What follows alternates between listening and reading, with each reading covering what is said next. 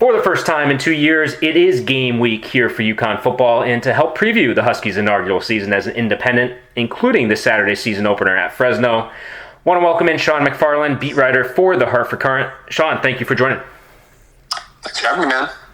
First off, welcome to the UConn Football beat. I know this is your first season covering the football program for the Hartford Courant. Talk a little about your experience prior to arriving to the paper. Yeah, so I've been with the Courant for about 3.5 years now, doing high schools and preps and really whatever else comes down the pike. And around February, I started doing more UConn coverage on the men's side, the women's basketball side as well. Been picking up the UConn football beat for my good friend Alex Putterman. So excited to be out here covering the team this season. Yeah, sad to see him go. I know we've had some fun on some road trips in years past. So, looking forward to get to know you on the road. So we met with Randy this afternoon at his weekly press conference. I know it's only been one of, I think, 3 times he's met with the media since camp opened, keeping things close to the vest for obvious reasons. But in the short period of time you've been around the program, what's your overall impression being someone that's here for the first time and knowing it's been limited? Yeah, I mean, I think just the impression I've gotten from players and coaches is that they really feel like this season is going to be different. That's kind of the vibe I've gotten from especially upperclassmen like Brian Vandermark and Jay Rose, the guys who have been around for years, who've seen, the lowest of lows and know what that looks like and know what that feels like. They really seem to think that it will be different this year. And yeah, I've met with Randy, a few times now since the, spring practices and now preseason camp, and obviously likes to keep things very, very close to the vest as he can, which can make it difficult on our end, obviously sometimes. But I think he seems to like what the team did in its year off in terms of preparation and in terms of gaining weight or losing weight in some cases for some players, and it sounds like from their vantage point of the coaches, the year off, they really seem to think it benefited them. Yeah, and as you get to know Randy, he's very, whether it's on the record, off the record, he's very transparent in terms of what he thinks about his program, his team. And in years past, it's been very much, listen, I don't have the guys to win right now. And I think this year we've seen a little bit of a transition. I think what stood out to me is his first conversation when we met with him in camp inside the football facility. He was very positive for the first time in a very long time. I think that speaks to the depth that he's talked about. Can you talk a little about the depth that you've seen or heard about, knowing you haven't really seen the team too much in person? Yeah, I think even looking at the 2 deep and just looking at the roster up and down, there is a lot of depth. Especially at positions like running back or receiver or tight end. I think Jay Rose told me this is the deepest their tight ender has been since he came here as a freshman. At running back, you have Kevin Mensah and Nate Carter and Robert Burns from Miami. So there's a lot of depth on that end. I think just looking at the defense overall, specifically that front seven, I don't know how deep it is once you get past the starters, but you have a lot of guys with a decent amount of experience starting those positions, from Travis Jones, Kevon Jones, Omar Fort, DJ Morgan, Ian Swenson, Jackson Mitchell, was only a freshman last season, but he has reps. So if you're looking at depth in terms of, just pure bodies, but also in terms of guys who have played, guys who at least have an understanding of how college football works, especially in that front seven, I think you've got a lot of that. And they've praised the depth, top to bottom. Randy always says that in those spots on the 2 deep they released yesterday where they say, or, if it's Jack Sergiotis or Steven Kudrowski, he's like, we feel comfortable with either of those guys starting. So in that sense, I think they do like their depth. Yeah, you brought up quarterback, so Jack and Steven, obviously the top 2 that competed for the starting job throughout all the camp. I think every time we saw them, Jack was working with the 1s, Steven was with the 2s. But in terms of who you expect to see go out there for the first snap, who do you think that's going to be? I think it's going to be Sergiotis. I mean, he has the most experience in terms of playing the most games in 2019. Like you said, he was running with the ones a lot during camp. Something I think is interesting, which doesn't necessarily mean anything, but Steven Krajewski is listed as the starting holder on special teams too, and maybe that means nothing, but I find it hard to believe that a team would have its defined starting quarterback holding kicks or field goals, but who knows? Maybe they feel comfortable with that. But I think between, Jack's experience, running with the ones during camp, and little sleuthing on the depth chart, I think at least to start off, I think we're going to see Zergiotis at QB1. Yeah, and he does have the most experience, as you mentioned. Got thrown into the fire last year, or 2 years ago now, for his first start against Illinois at home. Performed pretty well before he tailed off a little bit in the middle of the year. I think he had some confidence issues, and then picked it back up starting with UMass and to close the year. So we'll see how that transpires. Now, you mentioned running backs as well. Kevin Mensah, back-to-back 1,000-yard seasons, entering his final season here in Storrs. And then a big group, one that's very deep. You mentioned Robert Burns, a transfer from Miami, Nate Carter, Brian Bruton, a true freshman, and then Devontae Houston, who I really like. I think he stands out in terms from a speed standpoint. It seems like 5 running backs traveling out to Fresno, a deep group, and one that can really help this offense.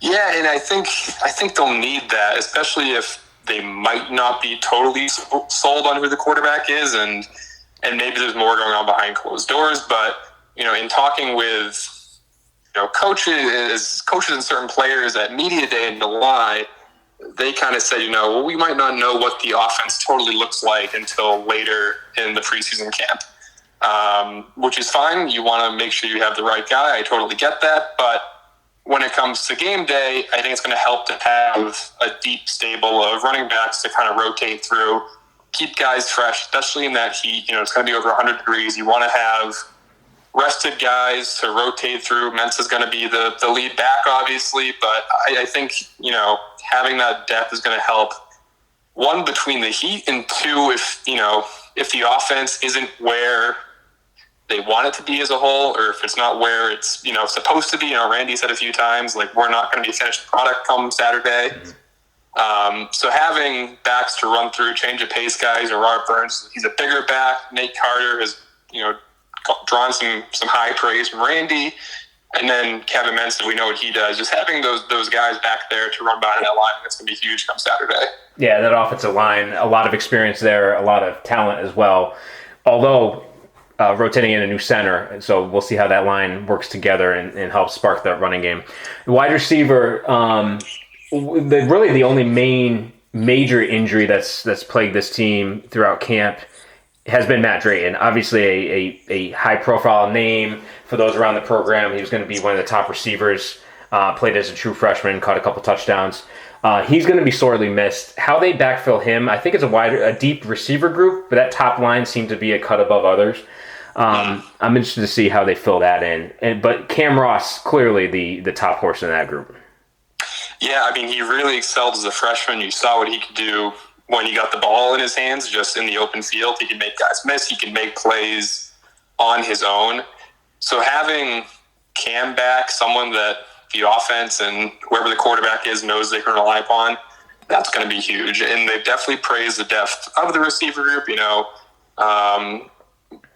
Morrisau and Elijah Jeffries and Keelan Marion, a freshman, they seem to like those guys. So having some depth to counter the Drayton injury is going to help. But I think it also, coming back to our last point, it even makes that stable of running backs even more important. If, week one, we've been hoping to have Matt Drayton out there alongside Cam Ross. We don't, it might take a little longer to acclimate guys to, larger roles than they expected. Hey, at least we have these running backs that we know we can feel comfortable giving the ball to. So obviously Cam is the star. He's going to be returning punts too. Randy said on the ESPN coaches show last night, he's one of the most technically sound punt returners he's ever seen. So clearly the skill is there. He's going to be leaned upon pretty often, but I think it all will come back to depth and having other options like running backs in case things don't go as planned. That's some pretty high praise. I didn't hear that comment last night on the coach's show about Cam Ross at punt returner. Larry Taylor was a good one. So for Edsel to say that, that's pretty impressive if he's thinking that. Defensively, we mentioned a lot of depth offensively. I think the most talented group on this team is the defensive line. I think it starts front and center with Travis Jones, but I think some of the other guys on that line aren't getting a lot of the praise that I think halfway through this year they may be getting. To me, it's a very talented group. Some guys off the edge that have really developed, and I think this is going to be the biggest area where we see the most improvement, most development. These guys no longer are 1 year out of high school. They have the physicality to really be able to compete at the line of scrimmage. Do you think this is going to be a big help and a boon for the defense? And it's really the starting point for the defense to be able to get some things done. Yeah, I think it's going to have to be. I mean, you mentioned a lot of those guys, whether they were Travis Jones or Kevon Jones or Lawal. I mean, they were freshmen, sophomores in 2018-19, having to go against, experienced offensive lines. That's not easy. And I think they still did relatively well given their inexperience. Travis obviously played well. Kevon Jones had flashes.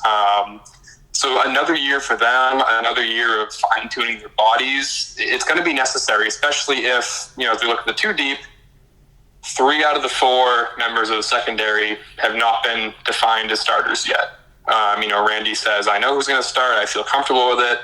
But when you're going into Fresno State, their quarterback had, I think, the 4th best season last year in terms of accuracy. They've got a pretty deep wide receiver group. You're going to want to have guys like Travis Jones who can, eat up 2 or 3 offensive linemen at once to open up space for other guys on that line. You're going to want that line to hopefully cause some havoc and make the quarterback's life a little difficult, so you're not relying on a secondary to make all the plays essentially. Yeah, I think that's one matchup that's actually favoring UConn in this game is the upfront front 7 versus this offensive line for Fresno. If UConn can cover and really get to the quarterback as well, I think that's going to create some potential for some turnovers in this game. One new guy defensively that I'm very excited to see is Durante Jones, one of the safeties. I know he's listed as an or. Talking to players, when they talk about Jones, he's the quarterback of the defense. So I think we're going to see him on the field quite a bit. He came onto campus in 2020. His first game action is going to be on Saturday. But to me, he just looks like a natural talent on the field and somebody that I'm excited to see. I don't know if you had a chance to check him out at all. I didn't speak much with Durante or anyone about him, but I know opposite him, Jalen Farrell was getting a lot of praise in the spring from teammates for his improvement, even in the preseason camp. So I think he's a guy, kind of going off that point of someone who people might not know who could make big plays. Jalen Farrell might be that guy in terms of taking that step from 2019 to 2020.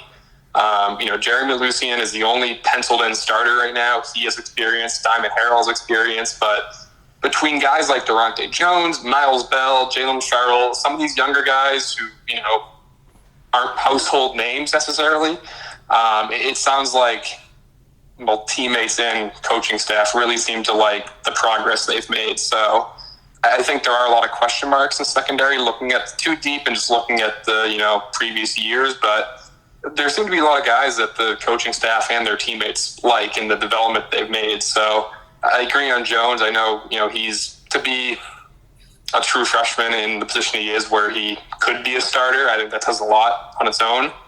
And Randy even said last week at the Middlesex Chamber of Commerce breakfast, we won't have to rely on freshmen too much this year unless they're that good. So I think that's a sign that Durante Jones could be that good as a freshman if he's going to be receiving those minutes and those snaps.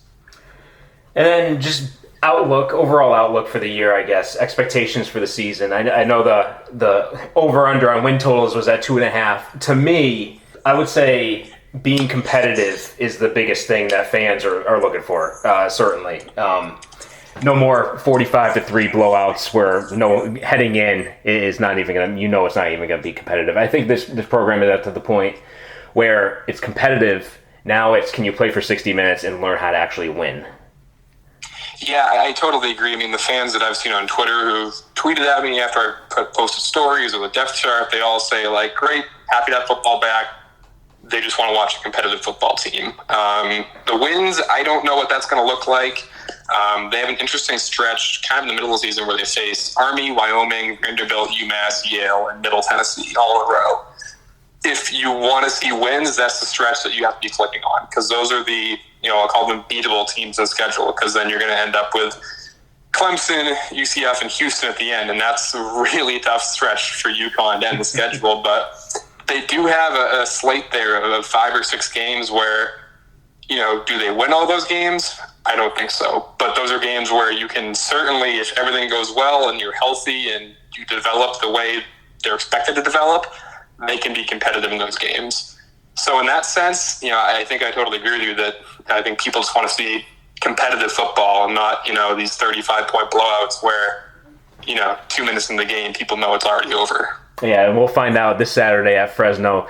First road trip of the season, furthest trip UConn's ever had, heading out to the West Coast. No, it's going to be very hot there. Randy talked a little about that during the press conference today. Are you heading out, and overall thoughts for the game? We will not be traveling for that game, but I know it's going to be very hot. I was surprised to find out that's the furthest, or it will be the furthest that the team's ever traveled for a game. But I'm really interested to see what it looks like. I mean, something I asked Randy and the players about today is they haven't played in 637 days, I think it'll be come Saturday. And yeah, it's great to have off-season improvements in terms of, physical improvements, hitting the playbook, scrimmages, all that, but it's hard to replicate game speed, it's hard to replicate pace, physicality, the stakes of a game. So, Randy and the players I talked to, they seem to think that won't be an issue. But that's what I'm most interested in seeing about is, how this 1.5 year long layoff impacts them in terms of playing a full 60 minutes of competitive football. And seeing how that growth that we've heard so much about in terms of physical growth and mental growth plays out on the field. So I think I'm just interested in looking at, all these things we've heard about for the past 6 months or so, seeing how it actually plays out on the field. Yeah, actions certainly speak louder than words, and we'll find out this Saturday, CBS Sports Network, kickoff here on the East Coast at 2:11 a.m. local time. So, Shawn, definitely appreciate the time, and we'll look forward to talking to you later on this season. Absolutely, man. Thanks for having me on.